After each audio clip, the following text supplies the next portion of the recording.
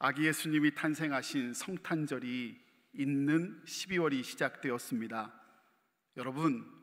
여러분은 성탄절 하면, 크리스마스 하면 무엇이 생각나십니까?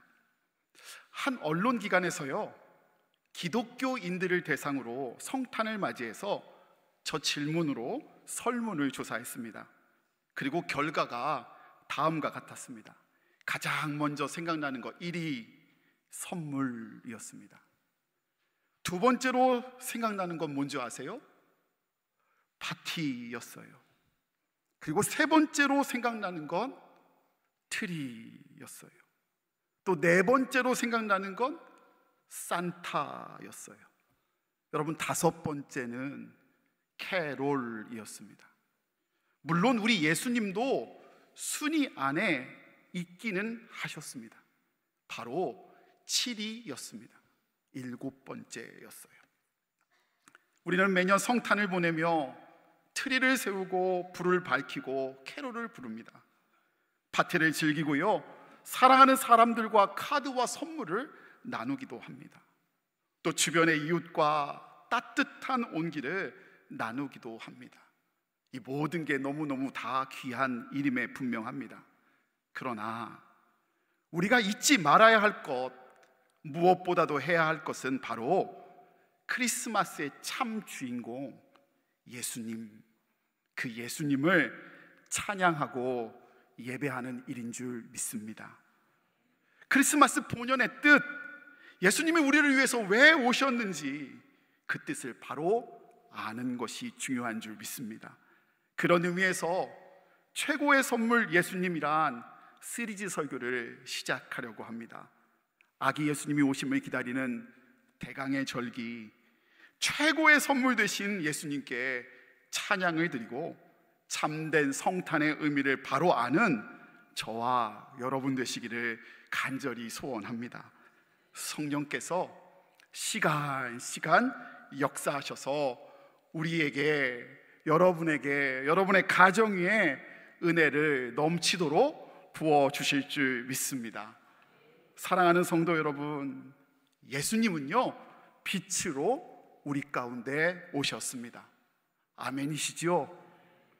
이에 대해서 이견을 제시할 수 없는 이유는 예수님이 친히 그렇게 말씀하시고 선포하셨기 때문입니다.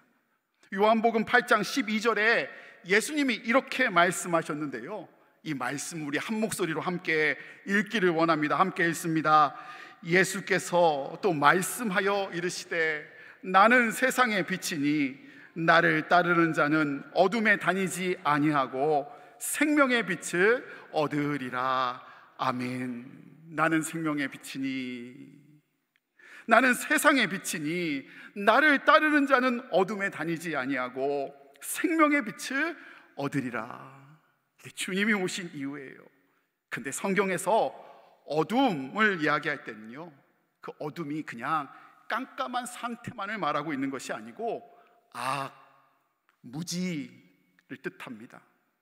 스스로 아무것도 할 수 없는 상태, 그래서 죄에 매이고 죽어가는 상태를 어둠이라고 이야기합니다. 그래서 고통스럽고요, 아픔의 상태가 바로 어둠이에요. 그런데 그런 고통과 아픔에 있는 여전히 흑암 가운데 머문 백성에게 예수님이 뭐로요? 빛으로 오셨다는 거예요. 예수님이 빛으로 오셨으니 그 어둠이 물러나갈 거예요. 고통이, 아픔이 사라지고요, 죄의 문제가 예수님 때문에 해결되고 빛 대신 예수님으로 인하여 잘 몰랐던 것, 무지했던 것이 밝히 깨달아지는 은혜, 그게 예수님 주시는 은혜라는 거죠. 여러분, 밝히는 빛, 예수님 빛으로 오셨어요. 예수님이 빛으로 오셨어요. 근데 여러분, 이거 좀 잘 생각해 보세요.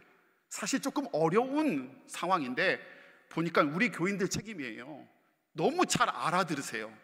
그래서 제가 조금 자꾸 어려운 거, 그러나 중요한 것을 조금 설명하려고 자꾸 애쓰게 되는데요, 한번 잘 생각해 보세요.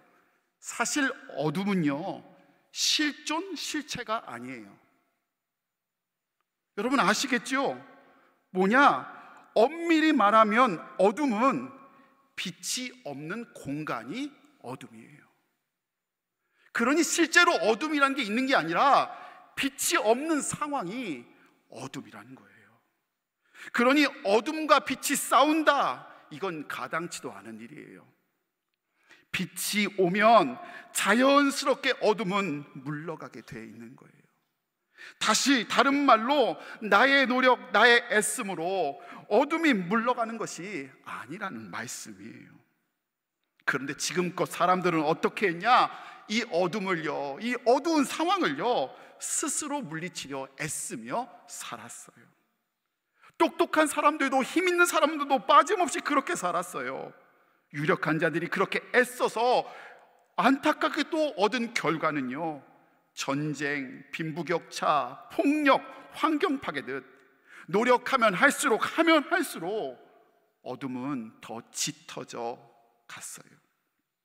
그런데 주님은 뭐라고 하세요?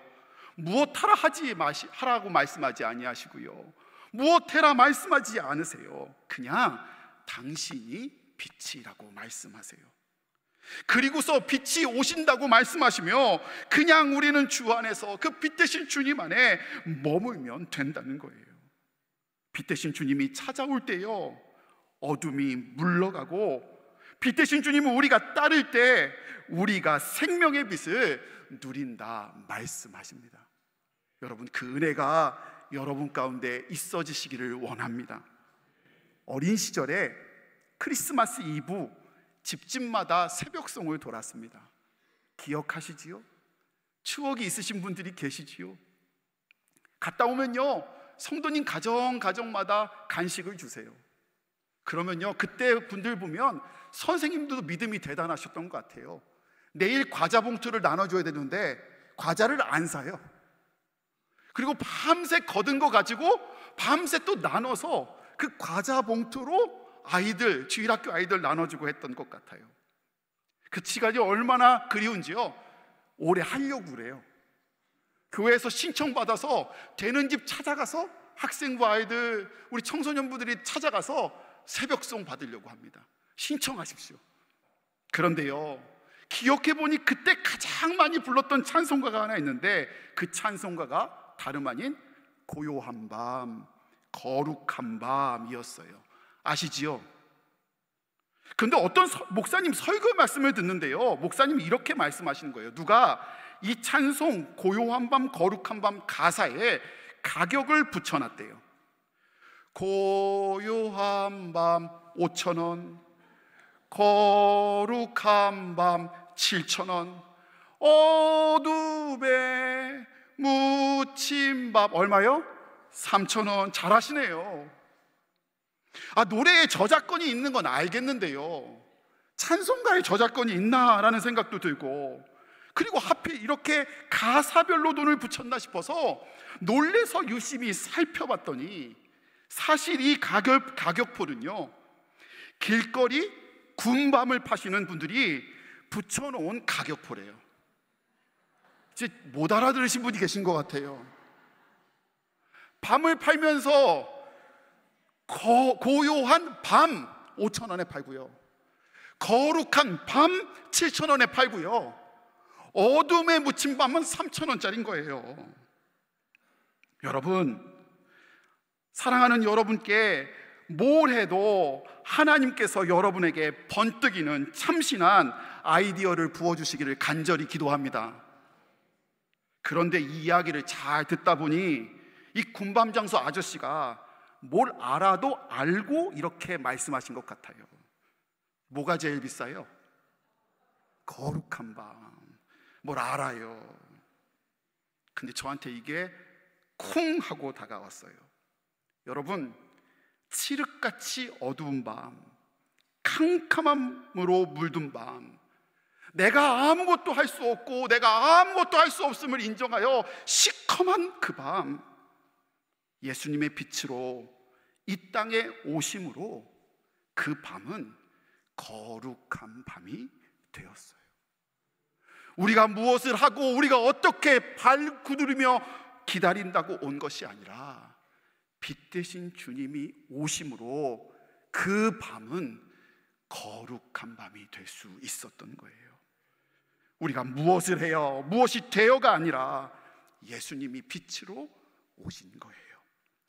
빛이신 예수님이 오늘 우리에게도, 우리의 가정에게도, 우리의 일터에게도 찾아오실 줄 믿습니다. 그래서 우리의 어두운 밤, 캄캄한 밤, 우리가 아무것도 할 수 없고 포기한 그 상태에 빛 대신 주님으로 거룩한 밤으로 고백되어지는 은혜가 넘쳐나시기를 간절히 소원합니다. 오늘 말씀 요한복음 1장은요 예수님을 소개하면서 시작하고 있습니다. 한번 보세요. 1절에 예수님이 태초에 말씀으로 계셨대요. 또 2절과 3절에 하나님이신 예수님이 세상을 창조하신 창조주라십니다. 그리고 4절에 어떻게 이어지냐, 우리 4절 말씀을 좀 같이 읽었으면 좋겠습니다. 함께 읽습니다. 그 안에 생명이 있었으니 이 생명은 사람들의 빛이라. 아멘. 그 안에 생명이 있었으니, 예수님이 생명이신데요, 그 생명대로 오셨는데요, 무슨 빛이라고 말하고 있나요? 사람의 빛이래요. 여러분, 저는 이게 은혜가 되었어요. 다른 것 밝히러 오신 것이 아니라, 사랑하는 여러분, 예수님이 사람의 빛이래요. 그리고 그렇게 사람 안에 예수님이 거할 때 그 안에 생명이 있대요. 그래서 제가 어저께 말씀 준비하면서 밤늦게 이 말씀을 제게 적용해 봤어요. 저 사람이라고 써있는 단어에 사람을 빼고 저 자리에 이름을 넣어서 기도하기 시작했어요. 이렇게 할 수 있을 거예요. 예수님은 장지원의 빛이라. 장지원 안에 그래서 생명이 있었으니. 남의 일이라고 아멘을 적게 하시는 것 같아요. 너무 은혜가 돼서 교회 이름을 넣었어요. 예수님은 제주중앙교회의 빛이라. 제주중앙교 안에 생명이 있었으니. 가족의 이름을 넣었어요. 하다가 교인들 이름을 넣기 시작했어요. 한 사람 한 사람 부르며 예수님은 사람의 빛이라. 그래서 그 안에 생명이 있었으니. 한 사람 한 사람 부르는데요, 시간이 가는 줄 모르겠어요. 잠을 잤을까요? 못 잤을까요? 그런데도 너무 은혜가 되더라고요. 자, 함께 적용해 볼까요? 여러분도 여러분의 이름을 넣어서 한번 해보시는 거예요. 함께 하겠습니다. 시작. 예수님은 장지원의 빛이라. 그래서 장지원에 생명이 있었으니. 아멘. 아멘입니다.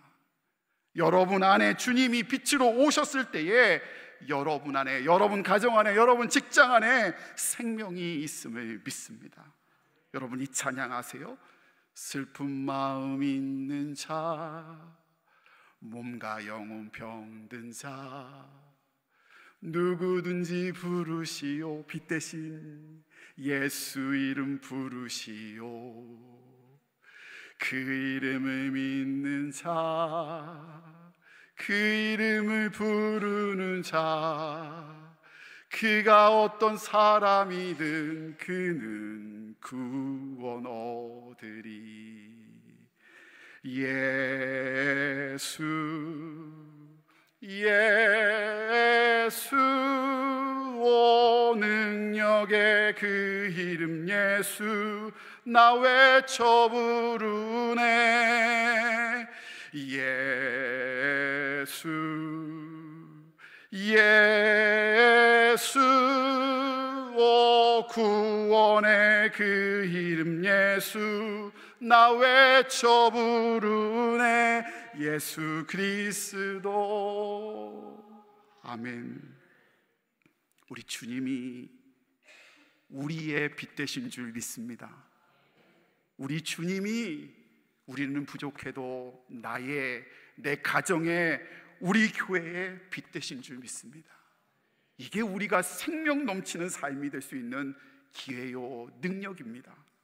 그런데요, 오늘 본문 말씀 5절의 말씀을 보니 그 빛을 깨닫지 못하는 사람도 있었더라고요.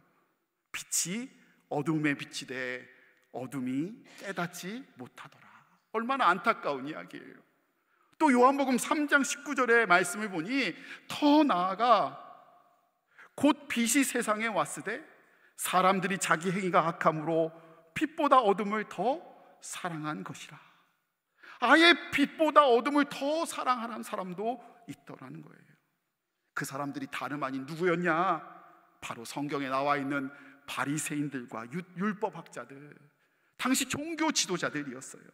아니, 그들은 하나님의 말씀을 알았으니 먼저 빛을 알고 그 빛의 생명을 더 누려야 되는 사람인데요, 그런 사람들이 예수님의 선물로 주신 그 은혜를 기쁨으로 주시면 그냥 누리면 되는데, 감사함으로 그 안에 거하면 되는데요, 그들은 안타깝게도 그 선물을 받지 않았습니다. 못한 게 아니라 안 왔어요. 정확히 말하면 그들의 자존심이 그 선물을 받을 수 없게 만든 거예요. 여러분, 우리가 지금 같이 이 말씀을 대하면서 추천소설을 읽고 계시는 분도 계실 텐데요, 추천도서 예수에서 팀 켈러 목사님은 이 부분을 이렇게 설명하세요. 여러분 잘 들어보세요. 친구 두 사람이요, 목사님한테 책을 각각 선물하셨답니다. 선물을 줬으니 이 책이란 게 의미를 담고 있잖아요. 근데 포장을 벗겨봤더니 한 권은 살 빼라는 다이어트 책이었고, 또 다른 한 권은 이기심을 퇴치하라는 제목이 크게 적혀 있는 책이었답니다. 여러분 상황은 어때요?